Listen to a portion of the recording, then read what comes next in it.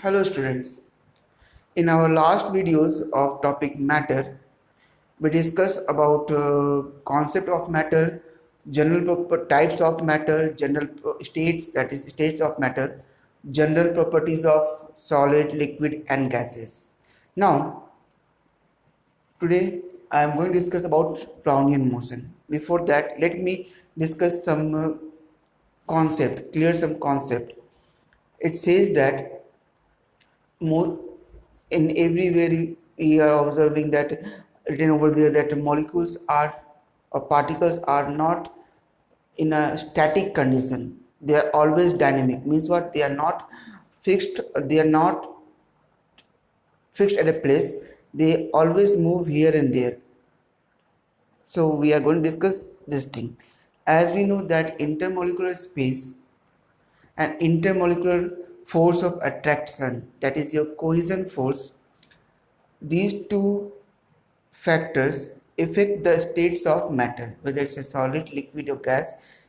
All things are depending upon these two factors. Then it says that question may arise whether the molecules are really in a static condition or they are always in a motion. So for that, scientists do some observations and come to a conclusion. They say that molecules are never be a motionless. They always try to, they are always in motion. They try to do some movement, whether they are in solid, liquid or gases. So one by one we are going to discuss about motion, or regarding about motion of molecules in the states. First, solid state. As we know that particles are tightly packed. In case of solid, particles are tightly packed. There is less amount of intermolecular space, or sometimes we can say there is no intermolecular space, so that molecules cannot move here and there in case of solid. But concept says that no, molecules always they are in motion. And if they are not in motion, means what? If there is no space available for their movement, they try to vibrate along their mean position.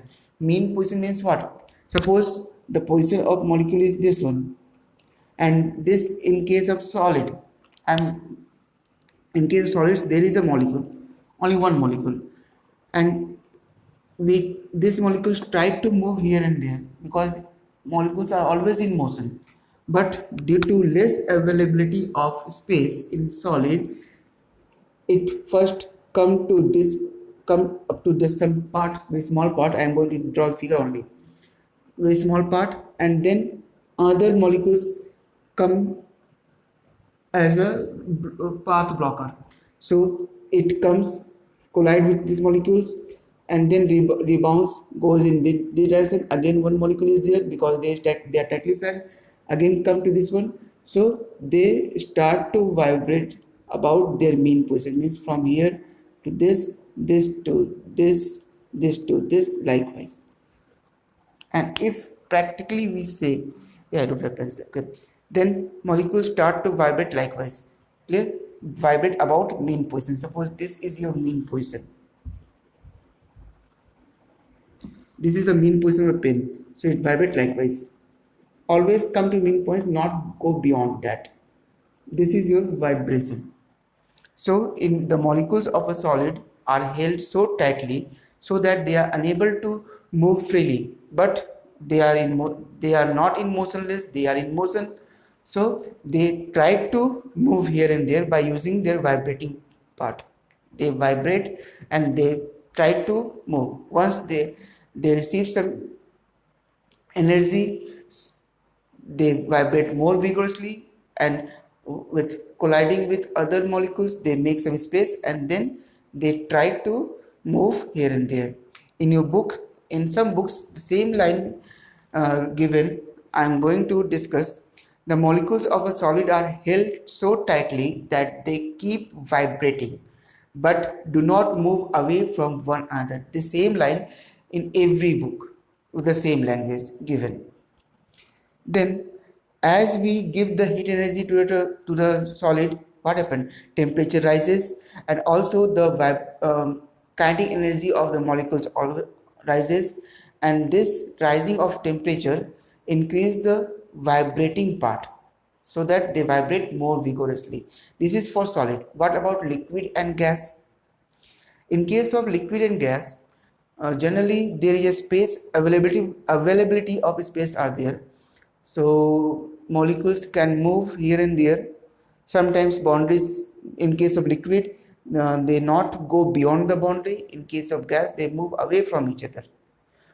When we increase the temperature of solid or of liquid or gas, they vibrate more vigorously more than solid, and they try to move away from each other. This is a natural tendency I discussed with you. So this is the concept. But question says that how we know that molecules are in motion. So one scientist came. The name of the scientist is uh, I forgot. Yes, it's a British scientist, Robert Brown. Robert Brown gave some concept that no, all the molecules, whether they are from solid, liquid, or gas, they are in motion. Depending upon the condition, their motion can be visible or not. If we use microscope, higher microscope, then we can see the movement or vibration of the particles or molecules. This movement of molecules is known as the Brownian motion. Clear? Now let's discuss what is Brownian motion. Brownian, Mr. Robert Brown used one pollen grain and placed that pollen grain inside some container where already that container is filled with water, and tried to observe that pollen grain very carefully. After some time, what he observed, that the given pollen grain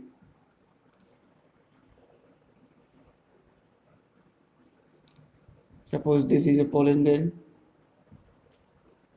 Clear? After some time, what he observed, that pollen grain leave the space. He placed a white paper so that he can easily see the pollen grain with microscope. What happened?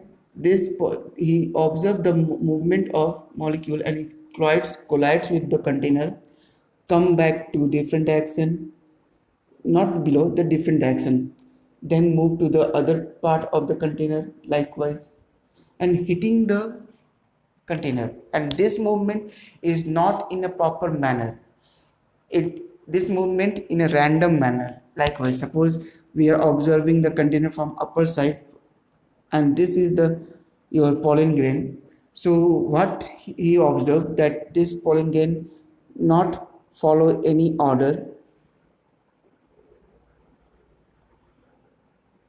of movement.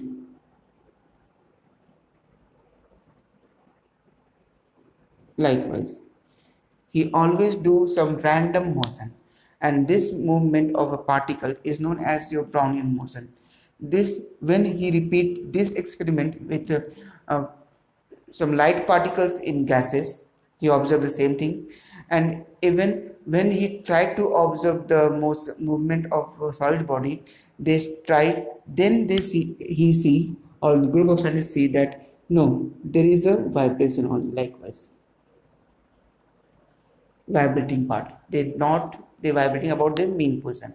This concept, this is the fluid concept, and this is known as your Brownian motion. During winter days, all windows and doors are closed of the house. If there is any opening, any hole is there, from that hole if sunlight enters into that your room or some dark room, then what you observe, that there is a path of light, and in between the path you can easily see that some light particles, some suspended dust particles are there. Actually that dust particle is lighter than the air, so that they suspend over there, they not dissolve, not settle down at the on the floor, but they are suspended, and that suspended particles show the Brownian motion likewise, haphazard way, that you can see in the dark room or as well as in the room during winter. So what is the definition of Brownian motion? We must discuss about the definition of Brownian motion. Otherwise, what is the use of making such type of videos? So in Brownian motion, Mr. Robert Brown says that erratic movement of all solid particles. Erratic means zigzag.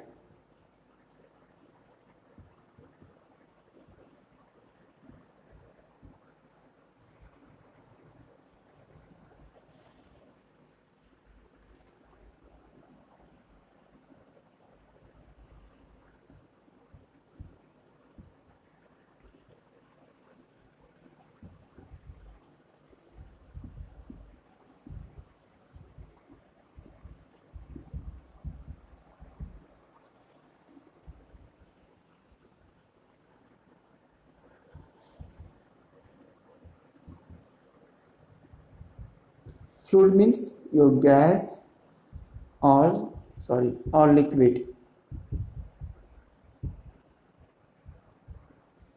in a fluid is known as your Brownian motion.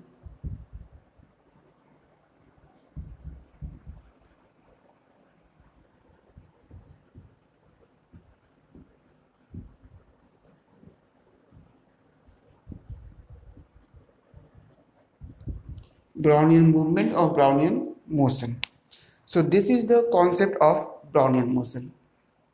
Hope this thing is clear to you. Now we are going to discuss a new topic, action of heat on matter. As we know that whenever we heat any state of matter, they try to expand. This expansion comes when we give heat energy. That heat energy give more energy to the movement molecules. Molecules start to vibrate more vigorously, move more vigorously, and they, by doing this, they make some space for them, and if space is available, they try to move away from each other. That is the effect of heat. Now let's start. When any type of heat is given not to any state of matter, there are some changes in the matter. The very first thing is expansion.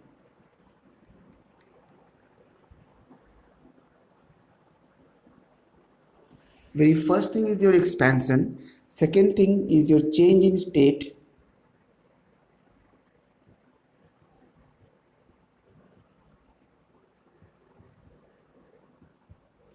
And third thing is chemical change.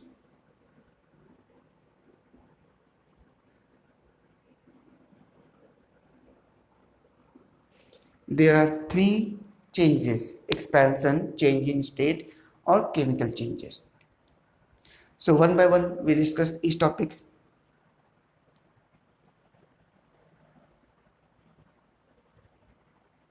First, expansion. As we know that when we give molecules are in case of solid, molecules are vibrating about their mean position, and by doing this they collide but not affect anything other than collision.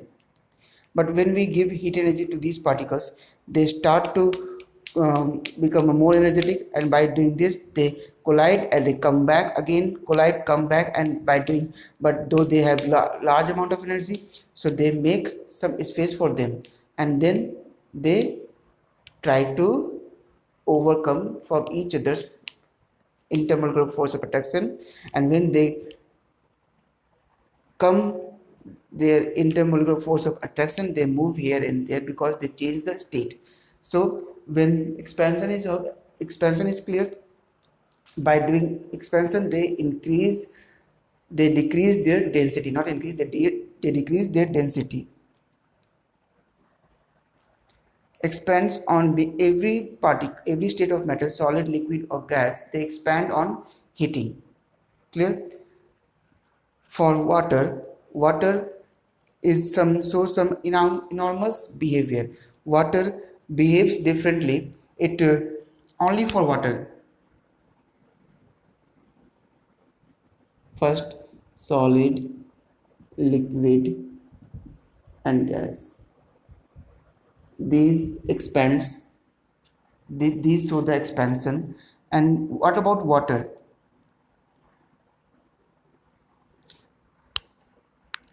When we decrease the temperature of water below 4 degrees centigrade,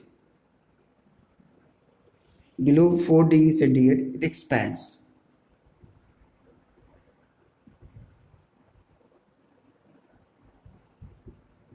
What we know, when we increase the temperature, then only when we increase the temperature of these states of matter, they show the expansion. But in case of water, water is a unique thing. When its temperature decreases below the 4 degrees centigrade, then it expands. If suppose the water is at 100 degrees centigrade and we are going to decrease the temperature, so by decreasing temperature they try to decrease the expansion till 4 degrees centigrade. But at 4 degrees centigrade, when we try to decrease the temperature 3 degrees centigrade, it start to show the expansion. This is the enormous behavior of water. Then change in state. This thing is clear. Now change in state. As we know that molecules vibrate each other, and during vibration they try to move away from each other. That is your tendency. When we give heat, we make their tendency more effectively. In solid, they first start to vibrate, receives heat energy, they vibrate more vigorously, and by doing so they do some collision, and after collision they move away from each other, and at some time they break the intermolecular force of attraction, that is bond, intermolecular bond, and they move away from each other. This is the, and if they move away from each other, this condition is known as your liquid, from solid to liquid and then liquid to gas. When heated, the molecules in a solid gain energy and vibrate more vigorously, that we discussed. When heated sufficiently, the molecules get enough energy to overcome the intermolecular force of attraction and move far apart. Hence, a solid changes into liquid. This thing written in every book. So this change of state is known as your melting. I have to write the melting. So what happens when we give heat energy? Molecules vibrate more vigorously. Molecules vibrate vigorously, and when vibrate vigorously, they overcome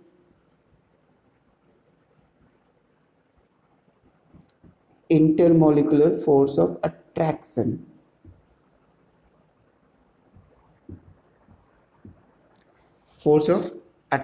And by doing this they change the state from solid to liquid, and this condition is known as your melting. Melting of what? Melting of solid. This is known as your melting. Then similarly, in case of liquid to gas, the same thing happen. Liquid to gas, it is known as your vaporization.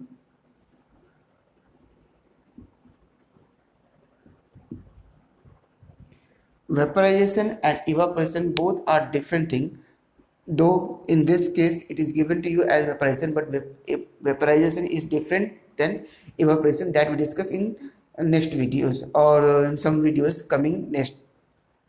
So then if we decrease the temperature, then what happens? If we decrease the temperature, these gases condenses itself and converts to liquid. Here I am saying that solid to liquid. Now if gas to liquid they convert, if we decrease the temperature, gaseous particles come closer, they decrease their energy, they come closer, and when they come closer they condenses and change their state, because they decrease their space also. So in gases to liquid, what we have, this is known as your condensation or liquefaction.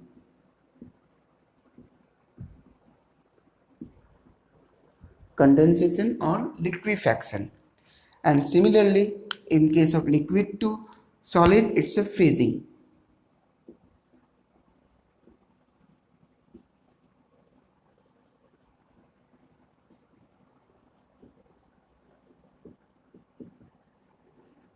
It is your phasing. So that's all for today. All of you must learn these two parts. I am not going to discuss about a chemical change in this video. We discuss in next video. And also you must remember all these points and must learn all these definitions. That's all for today. Thank you.